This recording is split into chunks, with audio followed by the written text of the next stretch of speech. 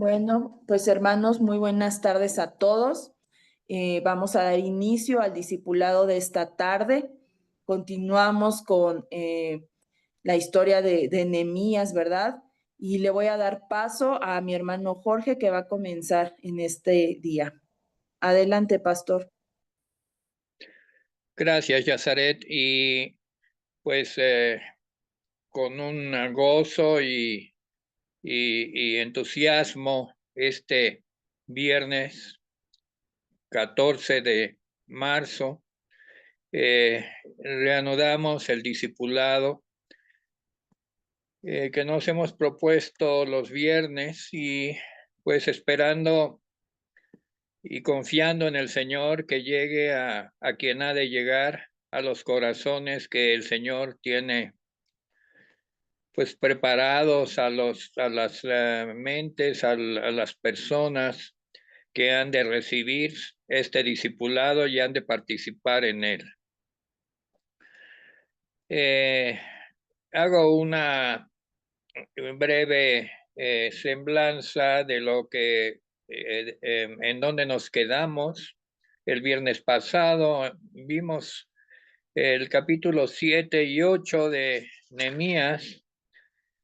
Y también pues llegamos a la conclusión de que todos aquellos hombres, mujeres y aquellas personas que deseaban oír el libro de la ley de Dios y ponían sentido y entendían la lectura, pues eran los que se unían al grupo y han quedado allí, aunque no conocemos el nombre de todos, solamente de algunos, pero el Señor los conoce.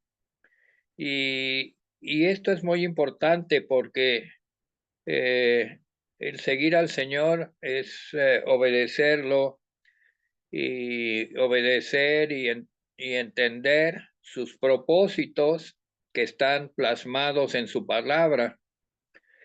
He de anticipar que originalmente o de alguna manera Esdras y Nehemías eran un solo libro, pero quedó plasmado en dos libros, el libro de Esdras y el libro de Nehemías.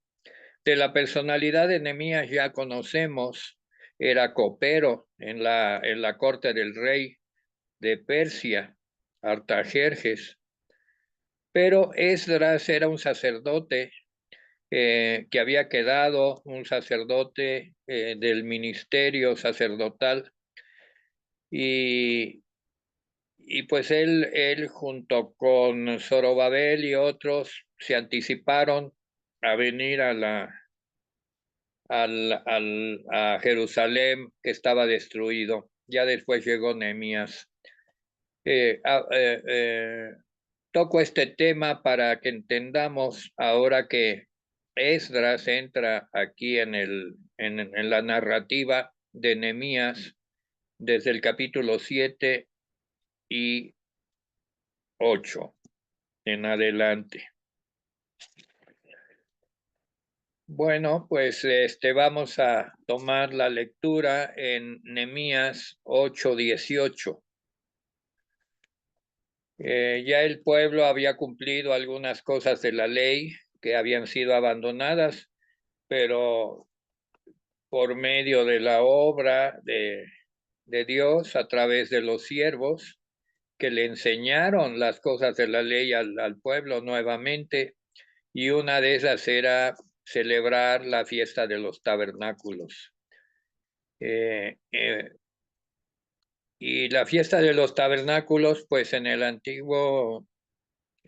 pacto de Dios, es una fiesta anual que le lleva a recordar al pueblo el tiempo que anduvieron en el desierto y que Dios no los dejó, les proveyó de pan y de agua y, y nunca los dejó. Y entonces en la ley de Dios estaba cada año celebrar una fiesta en la cual se hacían tabernáculos con ramas de árboles y pernoctaban allí varias noches, 7, al octavo día hacían una fiesta solemne. Y tomo la lectura en Nehemías 8:18. Dice, y leyó Esdras en el libro de la ley de Dios cada día, desde el primer día hasta el último, e hicieron la fiesta solemne, la fiesta de los tabernáculos, por 7 días. Y el octavo día fue de solemne asamblea según el rito. Ya aquí vemos que el pueblo que había participado de la construcción de la ciudad y de las murallas y muchos otros que fueron traídos de diferentes lugares. Todo esto incluso bajo el conocimiento del rey de Persia. No era un trabajo que hicieron escondidos o escondiéndose del rey de Persia, ¿verdad? Artajerjes, no, él estaba conociendo todo este trabajo, y esto nos lleva a pensar que muchas veces pues autoridades que son ajenas al pueblo de Dios, Dios les pone voluntad de que hagan cosas a favor del pueblo. Y el caso de este rey persa, pues es una de las más notables. Él mismo se involucró y dio disposiciones para que todo ese proyecto se gobernara de una manera adecuada. Empiezo con el capítulo 9, versículo 1, y lo voy a leer completo. No pensaba hacerlo, pero consultando con el Señor y viendo la importancia que tiene este capítulo, pues el capítulo completo es una oración. Es la oración sacerdotal de Esdras. Y esto no quiere decir que Esdras está confesando sus pecados, sino que Esdras como sacerdote, pues habla de los pecados del pueblo y los asume como propios. Es un tipo de lo que vino a ser Cristo en plenitud y en perfección. Tomó los pecados del pueblo y los asumió él. Aquí en este caso es Esdras el que confiesa los pecados de Israel. Y por eso es que me ha parecido, son 37 versículos. Le pido al Señor fortaleza para leerlo con el tono y la autoridad con que fue escrito. Esdras confiesa los pecados de Israel. El día 24 del mismo mes se reunieron los hijos de Israel en ayuno y con cilicio y tierra sobre sí. Y ya se había apartado la descendencia de Israel de todos los extranjeros. Y estando en pie confesaron sus pecados y las iniquidades de sus padres. Y puestos de pie en su lugar, leyeron el libro de la ley de Jehová, su Dios, la cuarta parte del día. Y la cuarta parte confesaron sus pecados y adoraron a Jehová, su Dios. Aquí vemos un orden que pone Dios en los cultos, en las reuniones. Antes de adorar a Dios, pues hay que purificarse, hay que confesar y hay que arrepentirse. Y porque aquí vemos que al final adoraron a Jehová su Dios. Luego se levantaron sobre la grada de los levitas, Jesúa, Bani, Cadmiel, Sebanías, Buni, Serabías, Bani y Kenani, y clamaron en voz alta a Jehová su Dios. Y dijeron los levitas, que ya hemos leído, a algunos más, como Betaías y Hasbanías, dijeron lo siguiente: levantaos, bendecid a Jehová vuestro Dios. Estaban animando al pueblo que se pusiera de pie. desde la eternidad hasta la eternidad, y bendigas el nombre tuyo, glorioso y alto sobre toda bendición y alabanza. Tú solo eres Jehová.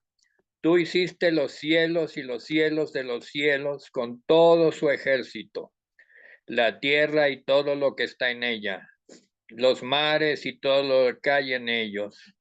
Y tú vivificas todas estas cosas, y los ejércitos de los cielos te adoran. Tú eres, oh Jehová, el Dios que escogiste a Abraham y lo sacaste de Ur de los Caldeos y le pusiste el nombre Abraham. Y hallaste fiel su corazón delante de ti, e hiciste pacto con él para darle la tierra del cananeo, del eteo, del amorreo, del fereceo, del jebuseo y del gergeseo, para darla a su descendencia, y cumpliste tu palabra porque eres justo, y miraste la aflicción de nuestros padres en Egipto, y oíste el clamor de ellos en el Mar Rojo, e hiciste señales y maravillas contra Faraón, contra todos sus siervos y contra todo el pueblo de su tierra, porque sabías que habían procedido con soberbia contra ellos, y te hiciste nombre grande como en este día.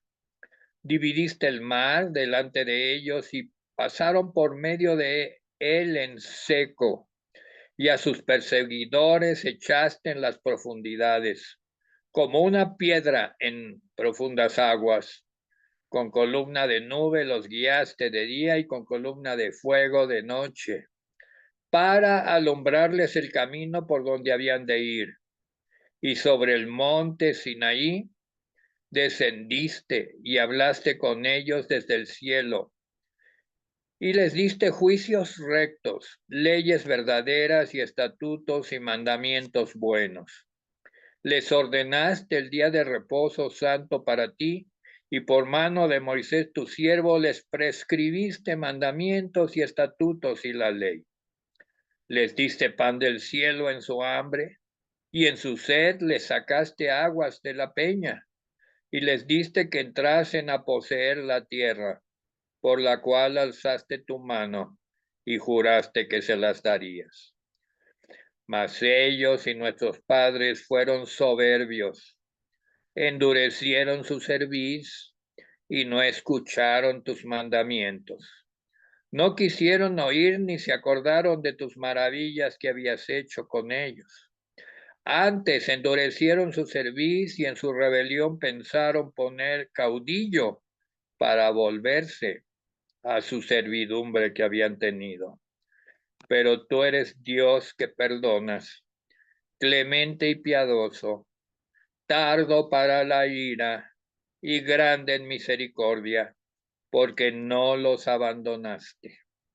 Además, cuando hicieron para sí becerro de fundición y dijeron, este es tu Dios que te hizo subir de Egipto, y cometieron grandes abominaciones, tú, con todo por tus muchas misericordias, no los abandonaste en el desierto.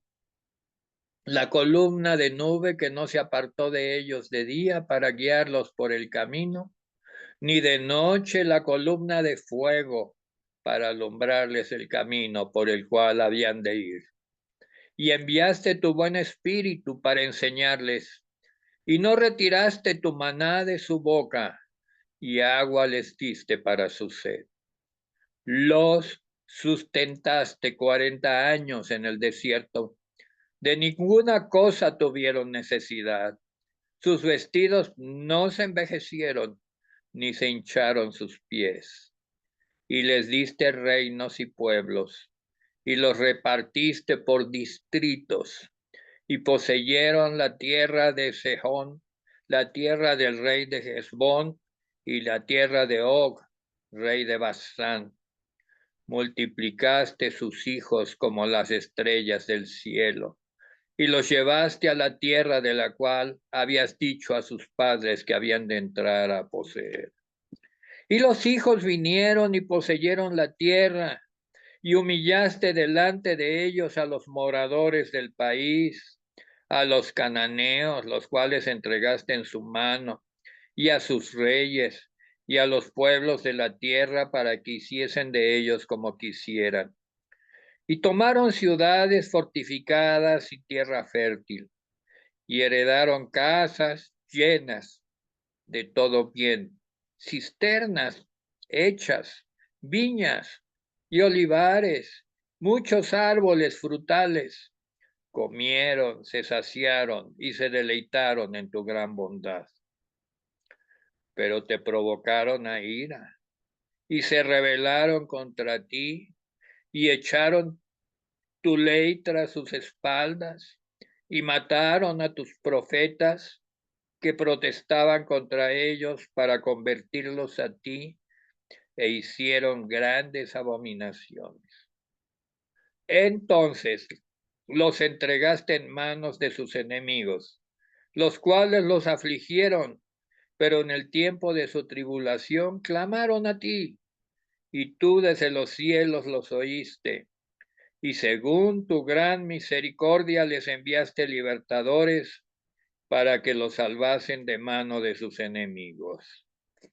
Pero una vez que tenían paz, volvían a hacer lo malo delante de ti, por lo cual los abandonaste en manos de sus enemigos que los dominaron, pero volvían y clamaban otra vez a ti, y tú desde los cielos los oías, y según tus misericordias muchas veces los libraste. Les amonestaste a que se volviesen a tu ley, mas ellos se llenaron de soberbia y no oyeron tus mandamientos, sino que pecaron contra tus juicios, los cuales, si el hombre hiciera en ellos, vivirá. Se rebelaron, endurecieron su cerviz y no escucharon. Los te soportaste por muchos años, les testificaste con tu espíritu por medio de tus profetas, pero no escucharon, por lo cual los entregaste en manos de los pueblos de la tierra. Mas por tus muchas misericordias no los consumiste ni los desamparaste, porque eres Dios clemente y misericordioso. Ahora pues, Dios nuestro, Dios grande, fuerte, temible, que guardas el pacto y la misericordia, no se ha tenido en poco delante de ti todo el sufrimiento que ha alcanzado a nuestros reyes, a nuestros príncipes, a nuestros sacerdotes, a nuestros profetas, a nuestros padres y a todo tu pueblo, desde los días de los reyes de Asiria hasta este día. Pero tú eres justo en todo lo que ha venido sobre nosotros, porque rectamente has hecho, mas nosotros hemos hecho lo malo. Nuestros reyes, nuestros príncipes, nuestros sacerdotes, nuestros padres no pusieron por obra tu ley, ni atendieron a tus mandamientos y a tus testimonios con que les amonestabas. Y ellos en su reino y en tu mucho bien que les diste, y en la tierra espaciosa y fértil que entregaste delante de ellos, no te sirvieron, ni se convirtieron de sus malas obras. He aquí que hoy somos siervos. Henos aquí, siervos, en la tierra que diste a nuestros padres para que comiesen su fruto y su bien. Y se multiplica su fruto para los reyes que has puesto sobre nosotros, por nuestros pecados, quienes enseñorean sobre nuestros cuerpos y sobre nuestros ganados, conforme a su voluntad. Y estamos en grande angustia. A causa, pues, de todo esto, nosotros hacemos fiel promesa y la escribimos firmada por nuestros principales, por nuestros levitas y por nuestros sacerdotes.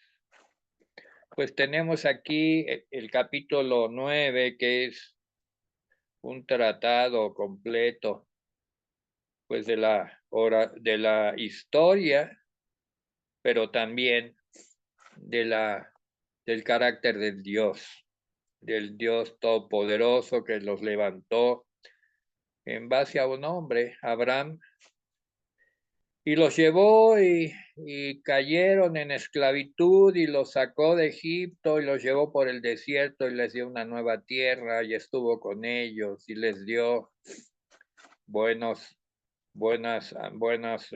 frutos y mucho bienestar. Sin embargo, pues ofendieron a Dios, no hicieron caso de su ley. Y ahora pues estaban sujetos a otros reyes. Y dice Esdras, pues estamos en angustia, en grande angustia, dice el versículo 37.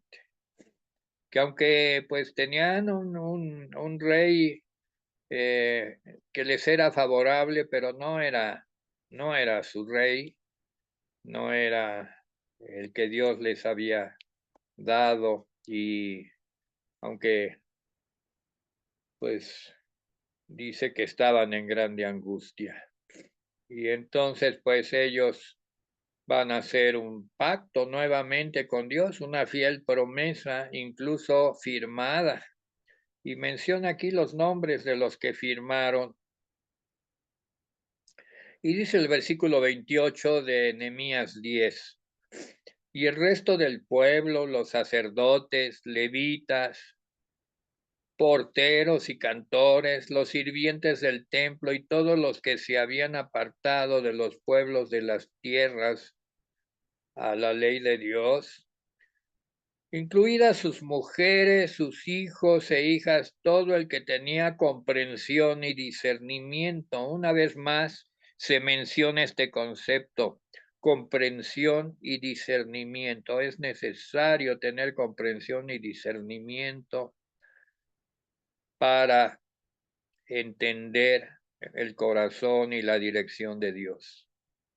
Y no hay disculpa de no tener comprensión y discernimiento, pues está escrito, y Dios por todos los medios a aquel que quiere entender le da dirección. Dice la palabra que Dios no rechaza a nadie que venga sinceramente. Y dice, por lo tanto, pues es el versículo 28, todo el que tenía comprensión y discernimiento.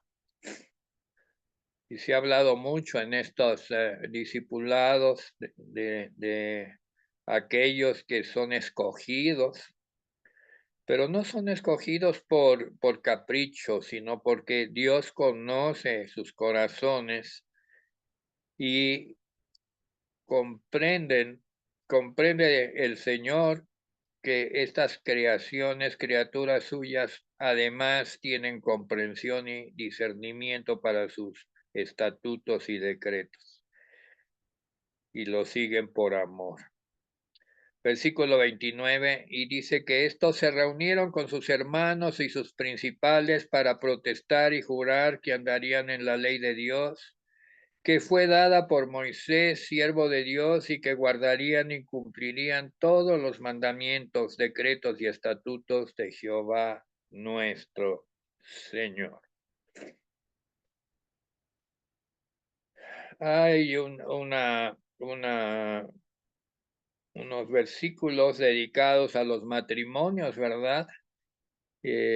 Porque pues había habido mucha mezcla, se habían casado con hijos y hijas de las tierras donde habían vivido,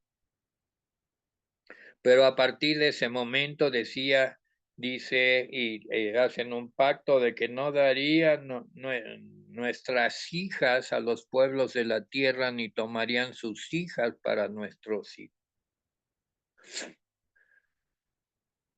Pues ahí está este pacto. Y pues sobre el día de reposo hacen pacto y dicen que si los pueblos de la tierra trajeran a vender el día de reposo, pues nada, no iban a hacer negocios ese día, pues es día santificado, y que el año séptimo dejarían descansar la tierra y remitirían toda deuda. Versículo 32, nos impusimos además por ley el cargo de contribuir cada año con la tercera parte de un ciclo para la obra de la casa de nuestro Dios. Versículo 33, para el pan de la proposición, ofrenda continua, el holocausto continuo, los días de reposo, nuevas lunas, festividades. Las cosas santificadas y sacrificios de expiación por el pecado de Israel y para todo el servicio de la casa de nuestro Dios. Echamos también suertes los sacerdotes, levitas y el pueblo acerca de la ofrenda de la leña, pues era muy importante conseguir la leña para traerla a la casa de nuestro Dios, según las casas de nuestros padres, para quemar sobre el altar de Jehová, como está escrito en la ley. También las primicias del fruto de todo árbol, los primogénitos de nuestros hijos, ganados, como está escrito en la ley, traeríamos los primogénitos de nuestras ovejas a la casa de nuestro Dios, a los sacerdotes que ministran. También las primicias de la masa, el fruto de todo árbol, del vino, del aceite, para los sacerdotes, a las cámaras de la casa de nuestro Dios, y el diezmo de nuestra tierra para los levitas, y que los levitas recibieran las décimas de nuestras labores. Y que estaría el sacerdote, hijo de Aarón, con los levitas cuando los levitas reciban el diezmo, y que los levitas llevarán el diezmo del diezmo a la casa de nuestro Dios.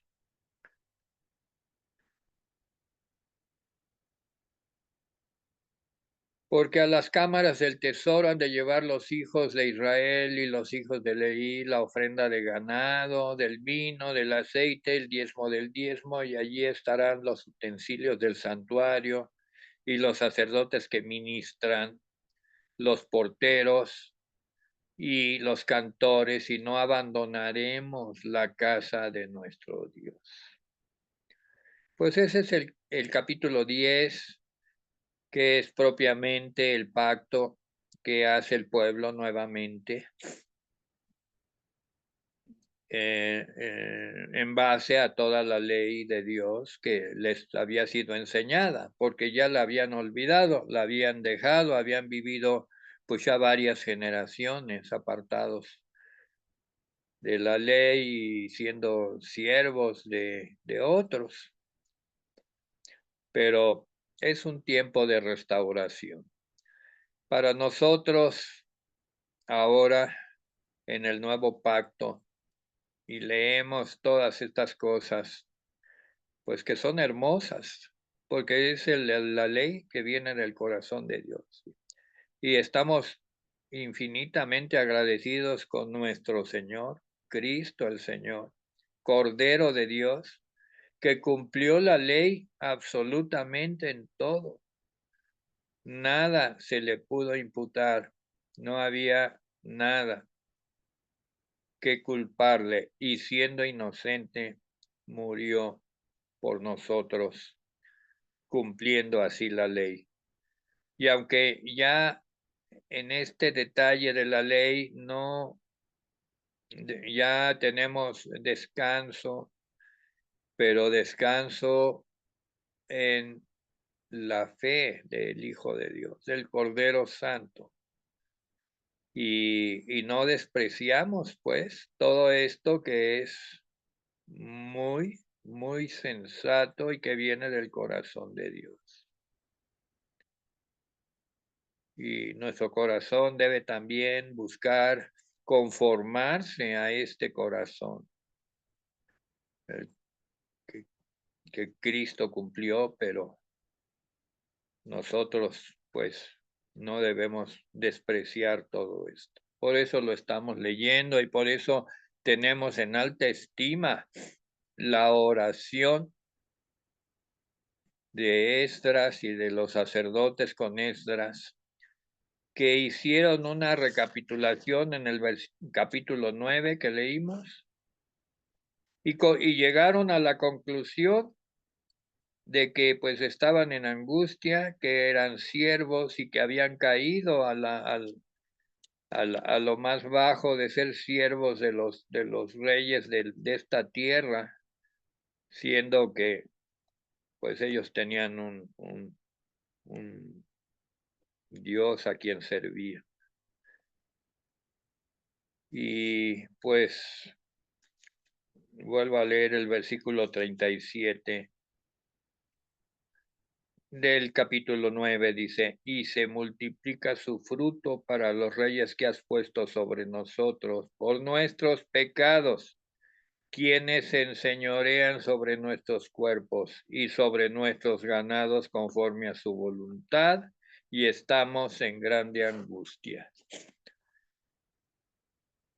Pues es tiempo de hacer una reflexión personal de cuál es nuestra situación personal con respecto a toda esta enseñanza, y que si bien tenemos a Cristo como nuestro Señor y Salvador, que cumplió la ley por nosotros, pero en realidad respetamos el corazón de Dios que dio la ley, anhelamos cumplir. Esa es la pregunta. Y muchas veces la consecuencia de no tener un corazón conforme al corazón de Dios, pues nos hace caer en que pues Él quiere que pues, seamos sus siervos, y acabamos siendo siervos pues de otros reyes, como le sucedió aquí. Una breve oración antes de que Yazaret continúe. Gracias, Señor, por tu palabra. Respetuosamente la recibimos y abrimos nuestro corazón para que nos haga reflexionar cuál es nuestra situación personal. Si bien tenemos un Salvador y un Señor y que pagó por nosotros nuestras fallas en el cumplimiento de la ley, pues Él la cumplió absolutamente toda. Sin embargo, tú nos pides que nos transformemos en cumplidores de la ley de corazón y por amor, siguiendo a nuestro amado Señor Jesucristo, para la gloria de Dios Padre. Amén. Adelante, Yazaret.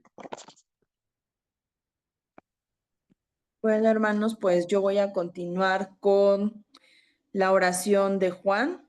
Estamos en Juan capítulo 17, versículos del 9 al 10. ¿Ah? A ver, déjenme, ok.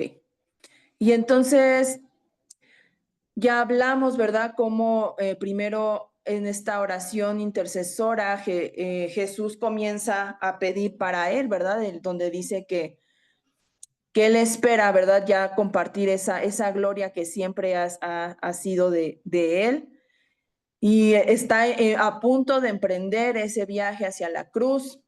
Y bueno, después comienza a orar por los discípulos. Y vemos y vimos en el estudio pasado, que esta oración comienza a hacerla audiblemente en presencia de todos. Su intención de Jesús era que todos lo escucharan. ¿Por qué? Porque necesitaba alentarlos, necesitaba darles aliento, motivarlos por la situación que estaba a punto de acontecer y que no comprendían los discípulos del todo. Y dice el versículo 9 al 10.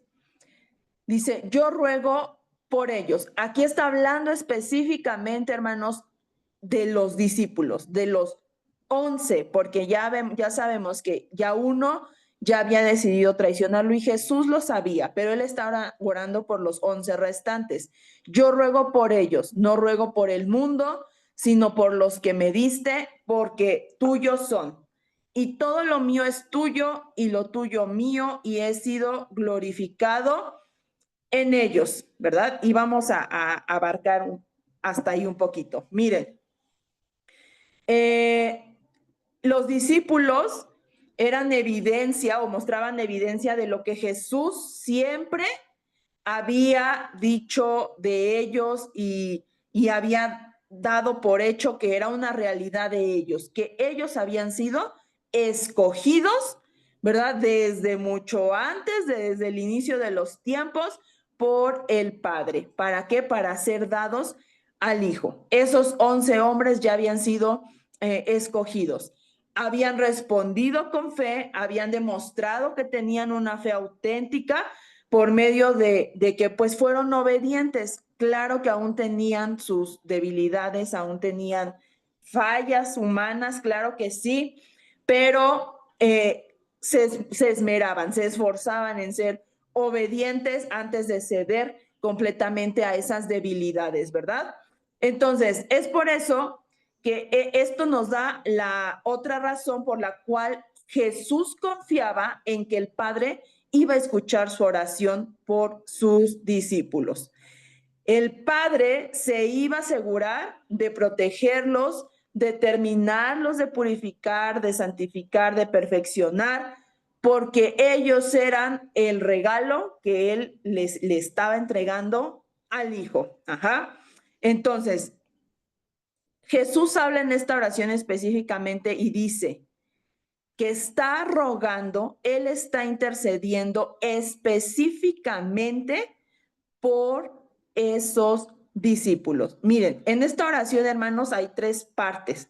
Está la oración donde Jesús habla de Él, de la gloria que Él compartía con el Padre, y al final ruega por la iglesia en general, por toda la iglesia de todos los tiempos, de todas las generaciones, pero entre esas 2 etapas, en medio está la oración específica por los 11 discípulos, aquellos que iban a emprender, que iban a hacer pues el principio, ¿verdad?, de la iglesia de Cristo, del cuerpo de Cristo. Entonces, aquí Jesús está rogando específicamente por ellos y dice, yo no estoy rogando por el mundo, estoy rogando por ellos, porque tú me los diste y por ellos exclusivamente estoy levantando esta oración, ¿verdad?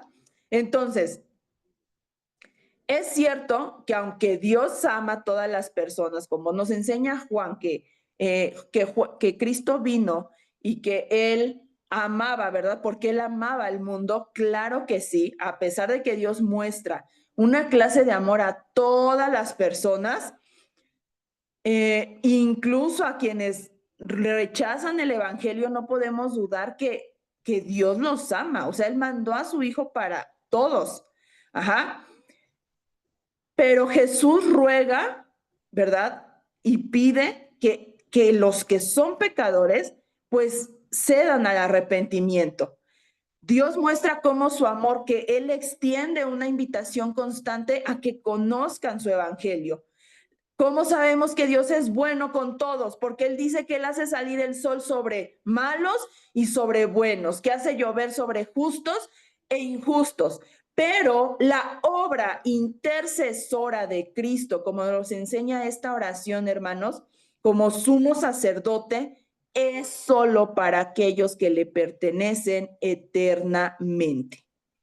Aquellos que han oído su voz, que han cedido a su amor, a su perdón y están, ¿verdad?, en ese camino constante de santificación para ser cada día más como Él hasta alcanzar la talla del varón perfecto. ¿Por qué? Porque el Padre nos dio a Cristo. Ajá. Entonces,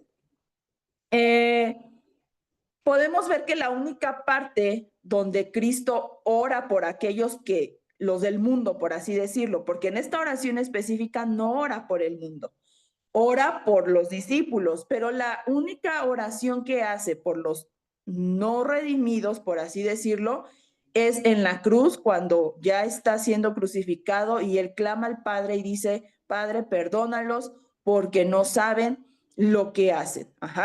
Esto es una oración modelo para todos los que hemos creído en Jesús, de que debemos amar a nuestros enemigos y bendecir incluso a los que nos maldicen y nos aborrecen. Pero esos que no son redimidos, que no quieren creer, ese no es el interés de Jesús en esta oración. Su atención en esta porción de la oración está enfocada en quienes el Padre le había entregado, por aquellos que estaba a punto de morir en expiación para sus pecados. ¿Para qué? Para que ellos estuvieran protegidos de ese mundo en el que se quedaban. Porque aunque Jesús partía de este mundo, esos 11 se quedaban en el mundo. Y dice Jesús, tuyos son, y todo lo mío es tuyo, pero también dice, y todo lo tuyo es mío. Y aquí es donde él está afirmando con plena certeza de que esos 11 hombres le pertenecían a Dios.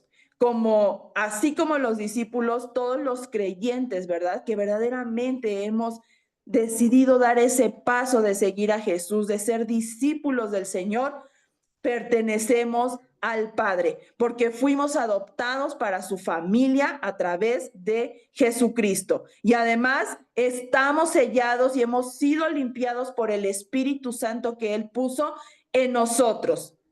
Pablo escribe acerca de esto en 1 Corintios 6, 19 al 20, y dice, ¿o ignoráis que vuestro cuerpo es templo del Espíritu Santo, el cual está en ustedes, el cual tenéis de Dios y que no sois vuestros?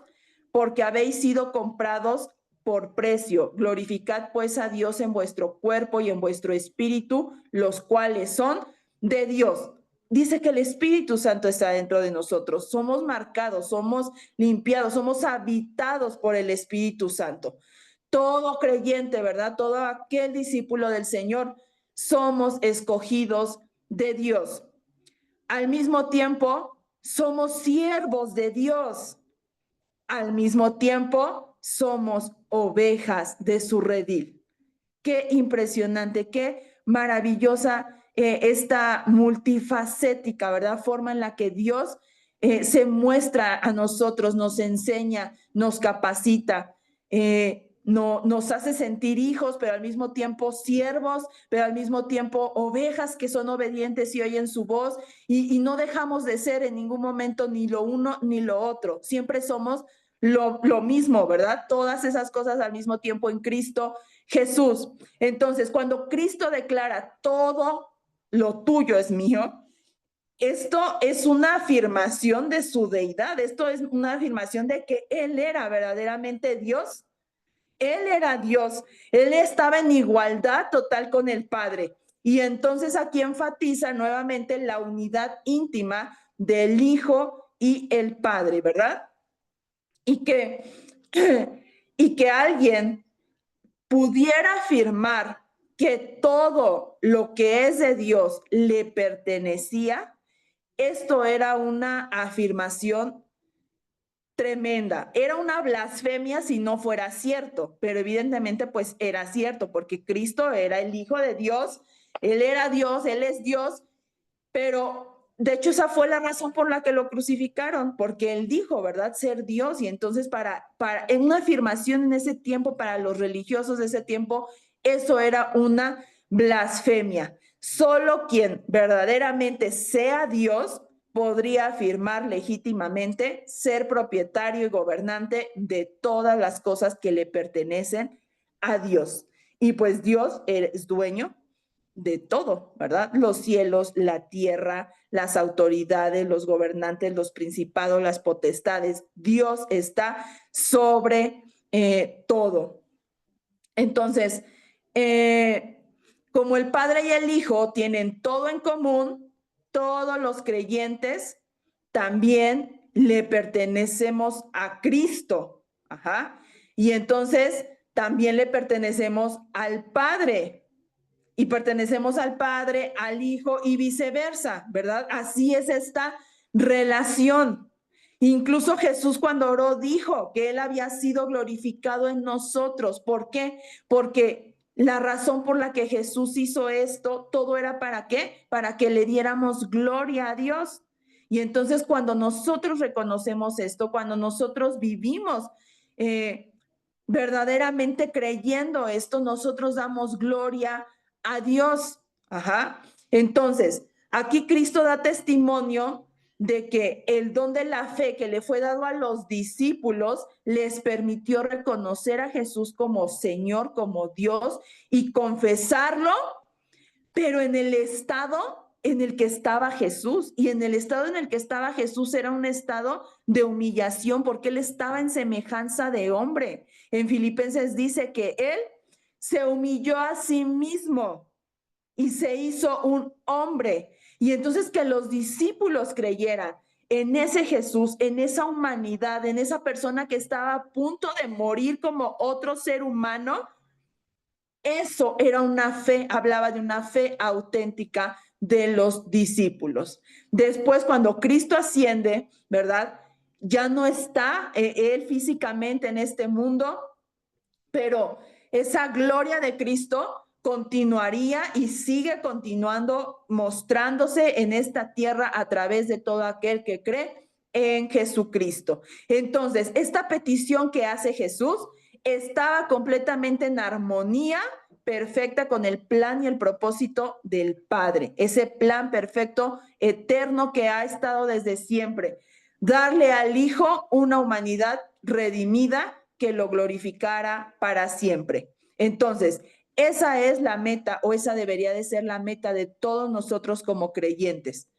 Darle la gloria a Dios. Pablo dice en 1 Corintios 10:31, si pues coméis o bebéis o hacéis cualquier otra cosa, hacedlo todo para la gloria de Dios, ¿verdad? Entonces, todo es para darle gloria a Dios. Cuando Jesús está enseñando en Mateo 5 acerca de la luz y la sal del mundo, Jesús le dice a los discípulos, así alumbre vuestra luz delante de los hombres para que vean vuestras buenas obras y glorifiquen a vuestro Padre que está en los cielos. Nosotros, los que hemos creído en Jesucristo, que estamos en Jesús, debemos reflejar la gloria de Dios en este mundo entenebrecido, en este mundo de tinieblas. Pablo también dice en 2 Corintios 4, del 6 al 7, porque Dios que mandó que de las tinieblas resplandeciese la luz, es el que resplandeció en nuestros corazones para iluminación del conocimiento de la gloria de Dios en la persona o faz de Jesucristo. Pero tenemos este tesoro en vasos de barro y nosotros somos los vasos de barro, para que la excelencia del poder sea de Dios y no de nosotros. Y este deseo de glorificar a Cristo en todo momento, hermanos, va a continuar por la eternidad. Ese debería de ser nuestro deseo. Por eso cuando nosotros ponemos miles de excusas para hacer cosas que le agradan a Dios, cosas en pro de su reino, en pro de sus propósitos, en pro de su voluntad, y nos rehusamos, hermanos, a hacerlo, o sea, no estamos buscando su gloria. ¿Cómo pretendemos entonces alcanzar una gloria juntamente con Cristo? Porque eternamente es lo que vamos a estar haciendo, glorificar a Cristo. Esto es algo para ponernos a pensar. Si tu vida cristiana, ¿verdad? Si no te mueves, si no tienes esa pasión, esa hambre, ese anhelo, ese deseo de ir y cumplir esos propósitos de Dios, algo está pasando, porque estamos llamados a eso y nos estamos preparando porque en algún momento eso va a ser por la eternidad, para siempre. Entonces, que los discípulos, esos 11 que quedaron y que aún tenían muchas debilidades, muchas fallas, ¿verdad?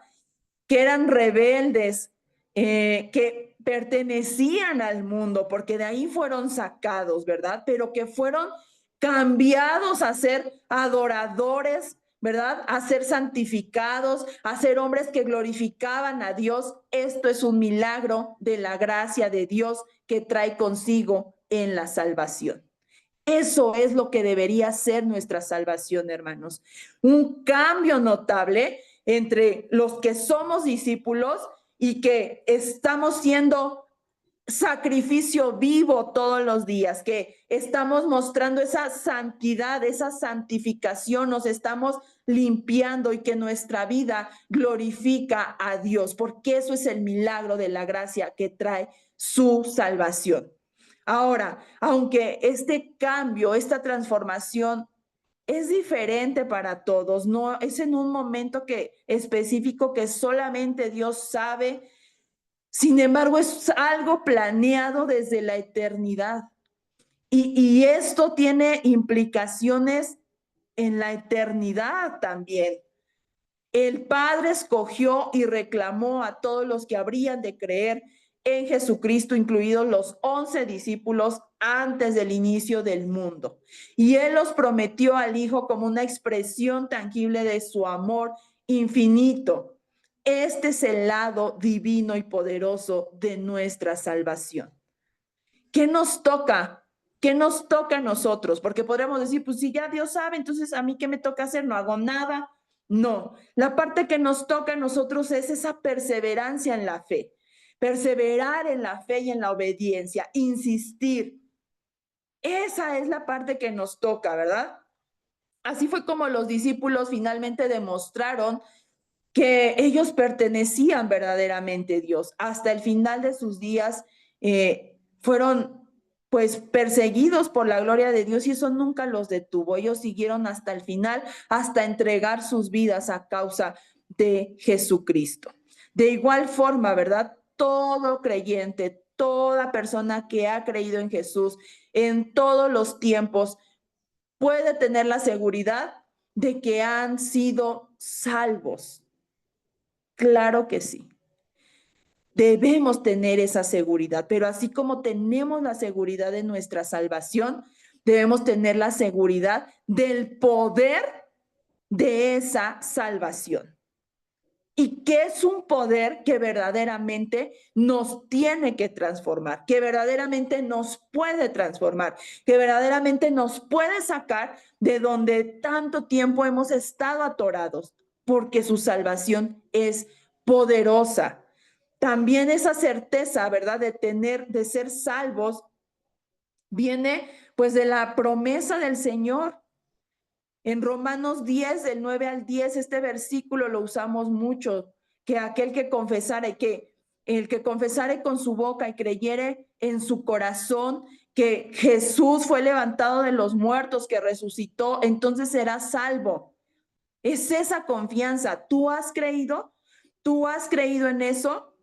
Eres salvo, lo di, es una promesa, hermano, es una promesa, ¿verdad? Pero esa confianza que podemos tener en base a esta verdad, en esta certeza, se deriva de tener permanencia en la fe y continuar en una vida de obediencia a la palabra de Dios, sin importar cuáles sean las tentaciones, las pruebas, las dificultades, la situación. No importa, permanecer firmes en obediencia a la palabra del Señor. Pedro escribe acerca de esto en Primera de Pedro, capítulo 1, versículo del 3 al 9, y dice: bendito el Dios y Padre de nuestro Señor Jesucristo, que según su grande misericordia nos hizo renacer para una esperanza viva, por la resurrección de Jesucristo de los muertos, para una herencia incorruptible, incontaminada e inmarcesible, reservada en los cielos para ustedes, que son guardados por el poder de Dios mediante la fe, para alcanzar la salvación que está preparada para ser manifestada en el tiempo postrero, en lo cual ustedes se alegran, aunque ahora por un poco de tiempo, si es necesario, tengan que ser afligidos en diversas pruebas, para que sometida a prueba su fe, mucho más preciosa que el oro, el cual, aunque perecedero, se prueba con fuego, sea hallada en alabanza, gloria y honra cuando sea manifestado Jesucristo, a quien amáis sin haberle visto, en quien creyendo, aunque ahora no lo vean, se alegran con gozo inefable y glorioso, obteniendo el fin de vuestra fe, que es la salvación de vuestras almas.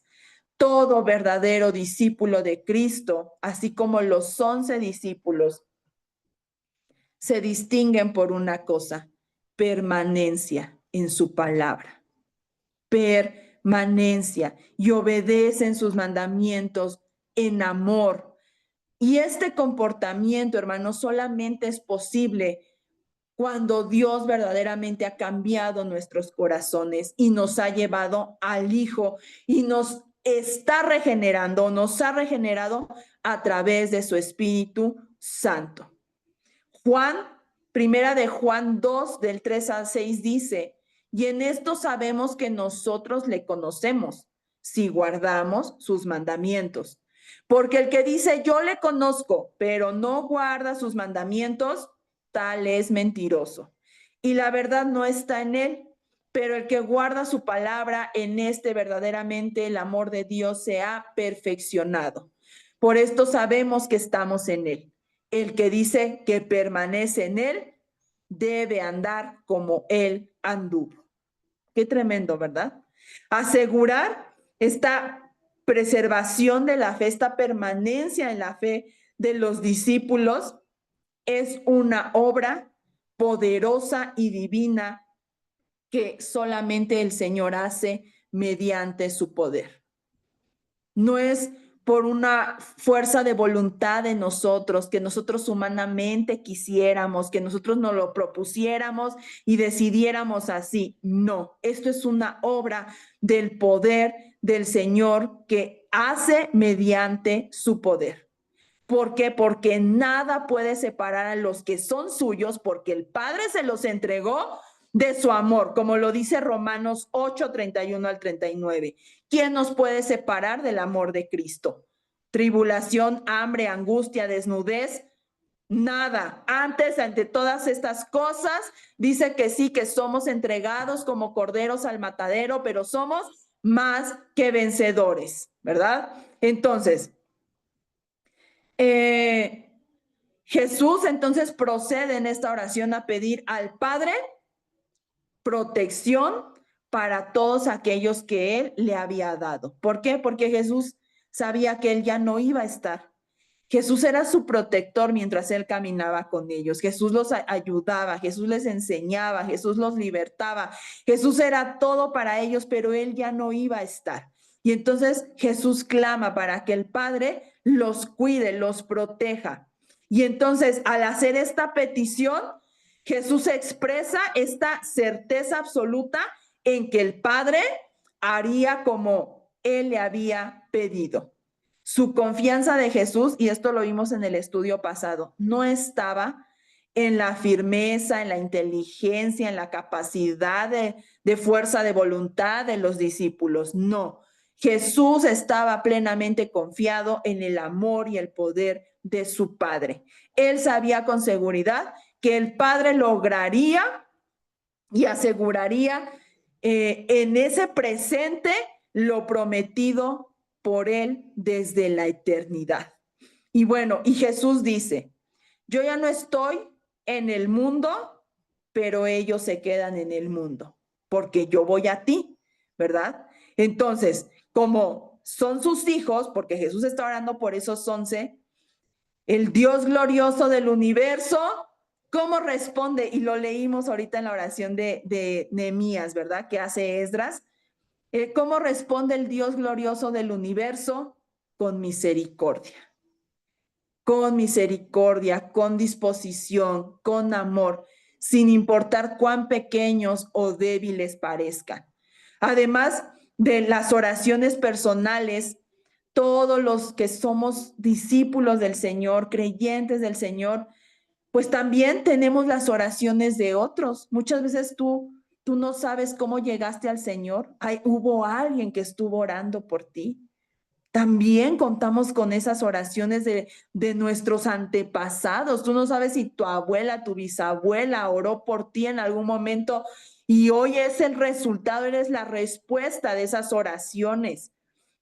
Pablo enfatizó mucho esto en sus cartas. En una de ellas, en Efesios 6, del 18 al 20, él decía, orando en todo tiempo, con toda oración, súplica en el Espíritu, y velando en ello con toda perseverancia y súplica por todos los santos y por mí, decía Pablo, a fin de que al abrir mi boca me sea dada palabra para dar a conocer con denuedo el misterio del evangelio, por el cual soy embajador en cadenas, que con denuedo hable de él como debo hablar.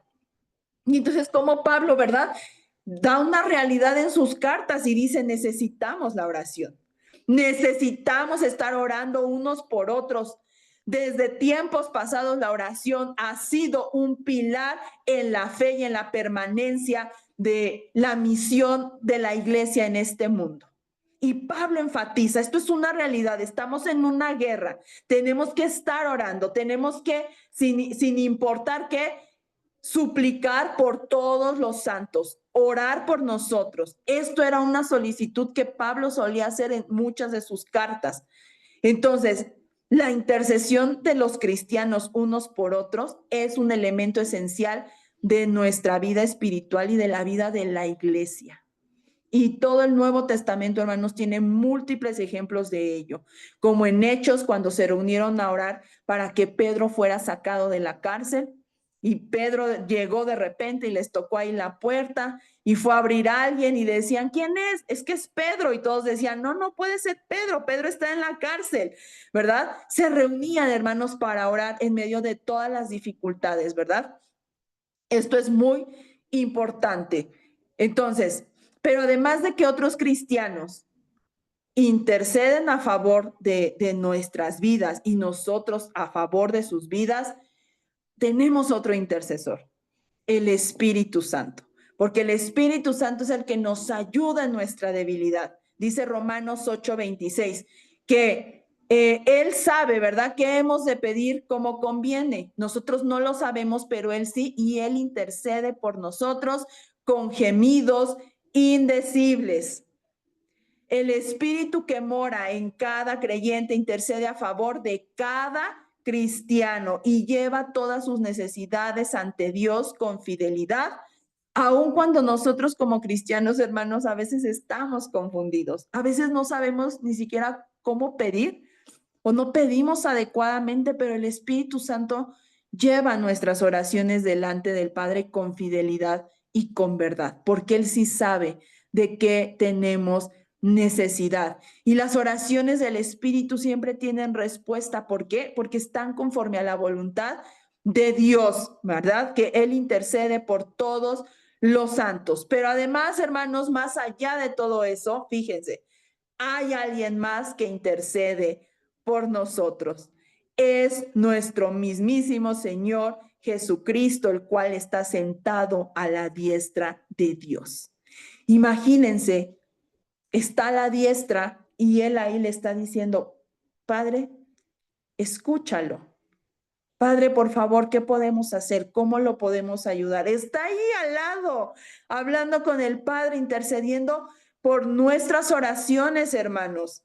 Qué tremenda verdad, así como oró en Juan 17, ¿verdad? Él sigue orando, intercediendo por nosotros. Su mediación, su intercesión es tan real y es tan indispensable como lo fue todo su sacrificio en la cruz.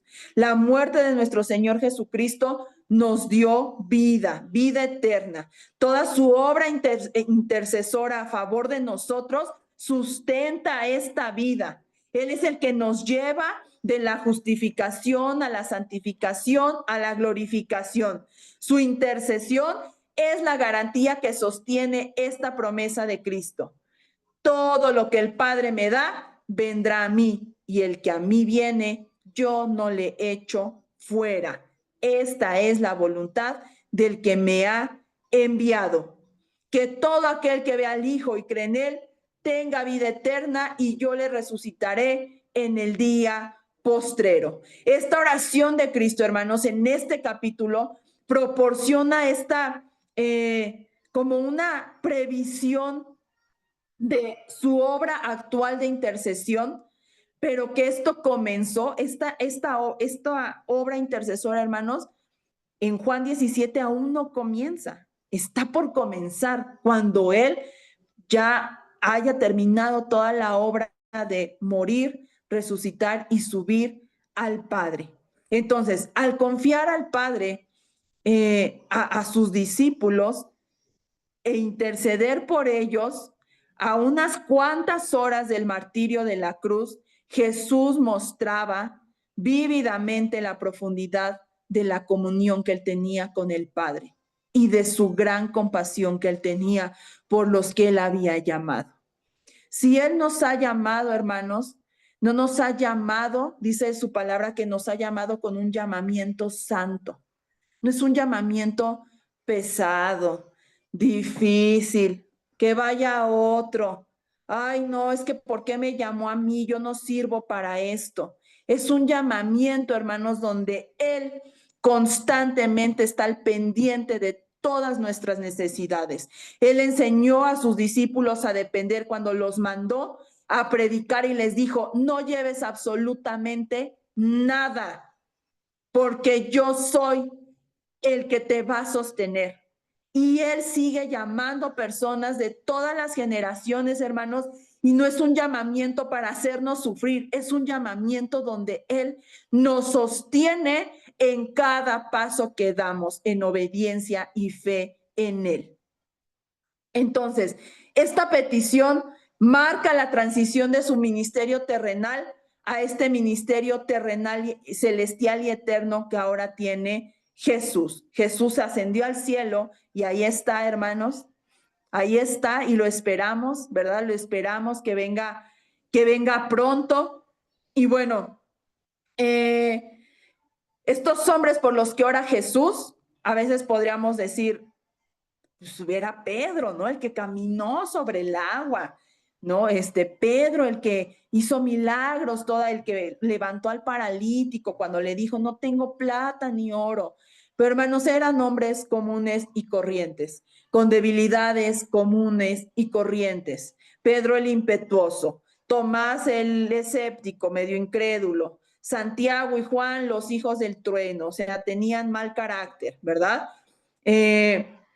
Felipe, ¿no? Que le hacía falta un poco de visión espiritual, como Tadeo, ¿no? Que no entendía muy bien el papel de Cristo en su primera venida, porque no los vemos, ¿verdad? Casi a ellos participando. Por Juan conocemos a la mayoría de los discípulos, pero eran hombres, hermanos, comunes y corrientes.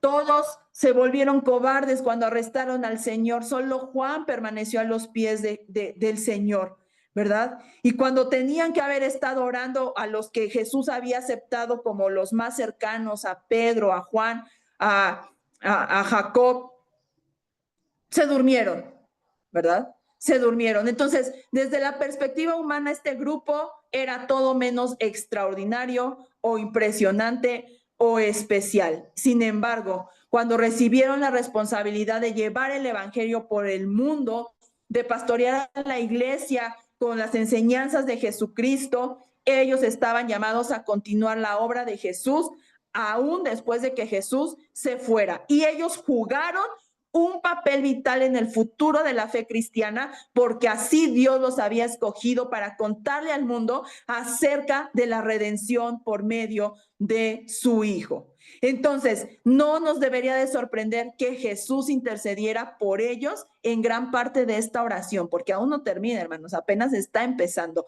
pero Jesús sigue intercediendo por ellos en esta oración. Ya no iba a estar Jesús en el mundo para protegerlos y cuidarlos, pero ellos sí seguirían aquí. Y es un mundo, hermanos, donde los discípulos permanecerían y era hostil a ellos. Los persiguieron. No los recibieron con aplausos, no los recibieron con caravanas. Fueron perseguidos, fueron asesinados a causa de su fe. Y entonces, habiendo determinado las razones por las cuales Jesús sabía que el Padre respondería a su oración por sus discípulos, Jesús hizo dos peticiones por ellos.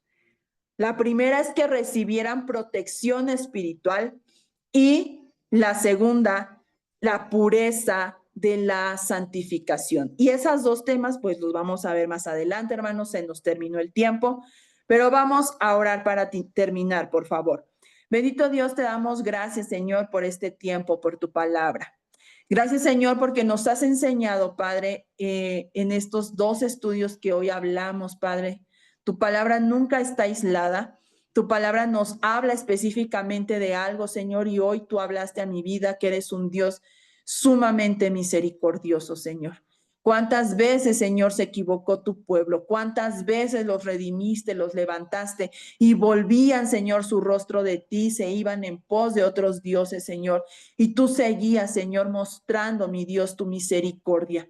Y lo sigues mostrando, Señor. Y veo a Jesús, Señor, intercediendo. A pesar, Señor, de saber que Pedro lo negaría, que Judas, Señor, lo iba a traicionar, Padre, también le lavó los pies.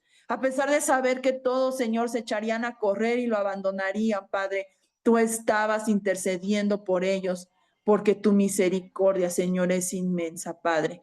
No tenemos hoy más que agradecerte, Señor, por esa gran misericordia, Señor, por tu gracia maravillosa, Padre. Ayúdanos a vivir dignamente, a ser dignos, Señor, de esa gracia y esa misericordia, dignos de tu cruz, Señor, dignos de tu sacrificio, no porque lo merezcamos, no por mérito, Señor, sino porque tú decidiste amarnos. Ayúdanos a corresponder a tu amor, Señor, de la manera correcta, mi Dios. En el nombre de Jesús, gracias. Amén. Bendiciones a todos, hermanos. Amén. Gracias, Bendiciones. gracias, Yacita. Gracias, pastor. Bendiciones. Bendiciones, hermanito. Que descansen. Bonita noche. Igualmente, man.